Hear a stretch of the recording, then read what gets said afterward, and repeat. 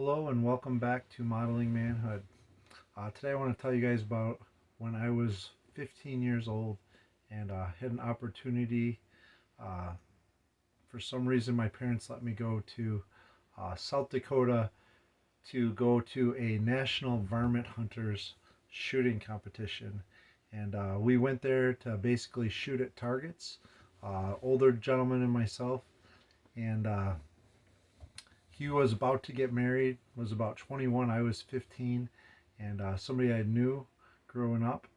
And the two of us flew out to Pierre, South Dakota, and then drove to this varmint hunter shooting competition where we basically shot at targets and then would do like prairie dog shoots to see who would get the most during like a roundup for a day. And we were definitely outmatched. We just brought our good old farm guns, and there was gentlemen there with like water cooled barrels and like these unbelievably fancy guns that I had never seen or didn't even know existed, and some that didn't even look like a gun that I had grown up with. But it was a cool experience, and we decided after like 2 days that we weren't gonna go any further in the competition shooting. So we met up with some farmers from Oklahoma and started combining with them the next day. Rented a little Grand Prix and this little green car, and we followed the combining train. We worked for free and they put us up for lodging. Every day I serviced a John Deere combine with either a pickup head or a 30-foot wheat head, depending on if the wheat was ready and it had to be laid out in swaths or not. But that is what I did for 2 weeks uh, out in the Dakotas while I was 15 years old. And I can remember going to this one farm in particular when we moved the whole caravan of semis and trailers and heads and all the equipment for the combining operation into North Dakota. And this farm we pulled into had 40 grain bins lined up all the way down the driveway, and it was just like unbelievable. And our goal was to fill all those before we went on to the next farm, because after those were filled, we weren't allowed to harvest anymore. He had this set number that we would fill there. And part of the job of a combine, I don't know if you guys have ever seen a combine working. Maybe you have, maybe you haven't. But you harvest, you cut everything that's in front of you, and you bring it all through the machine. And what the machine does is separates the stalk and all the grain.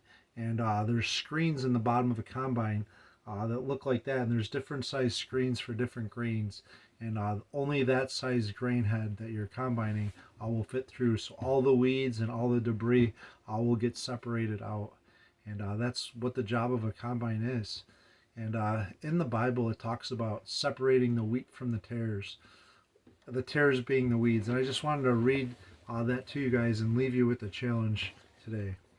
Matthew 13, the chapter with all the parables, and the parable of the weeds. And he put another parable before them, so he's talking to the disciples. The kingdom of heaven may be compared to a man who sowed good seed in his field. But while his men were sleeping, his enemy came and sowed weeds among the wheat and went away. So when the plants came up and bore grain, then the weeds appeared also, and the servants of the master of the house said to them, Master, did we not sow good seed in your field? Where then came all these weeds? And he said to them, An enemy has done this. So the servants said to him, Do you want us to go and gather them? He said, No, no, no, lest you also gather. When gathering the weeds, you root up the good wheat along with them. Let both grow together until the harvest, and at harvest time I will tell the reapers, Gather the weeds first and bind them in bundles to be burned, but gather the wheat into my barn. And this parable is talking about grain, but it's also talking about the kingdom of heaven. Someday God's going to separate the wheat or the tares from all the grain.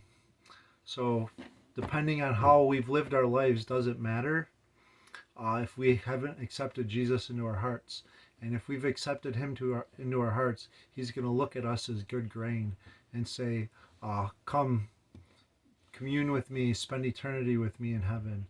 But if you have not accepted Jesus into your heart, He's going to take you and send you where there's weeping and gnashing in hell, and eternity with torment, and just undespicable things the Bible talks about. And my challenge for you guys is, are you going to be, as a Christian, if you're tuning in, are you going to be fruitful? Are you bringing in more harvest? Are you sharing the good news with the world that's lost? We're all weeds out there until we come to know Jesus Christ. And just like going to that farm with all those fields, uh, the Lord has many more than 40 houses prepared in heaven someday. He has rooms with many mansions. He's never going to run out of room, but his patience is going to grow thin at some point on this earth. He's already destroyed the world in Noah's day with the flood, and he promises to come again with fire. And before that time happens, I beg you, please accept him into your heart. Give him a chance. Get to know the one that loves you so much and has plans for you that you don't even know about.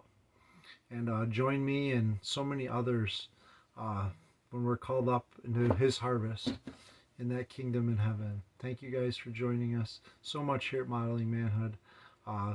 Think about North and South Dakota often, but more importantly about eternity in heaven coming someday. Get in your Bibles, remember to mirror your Maker and journey with Jesus.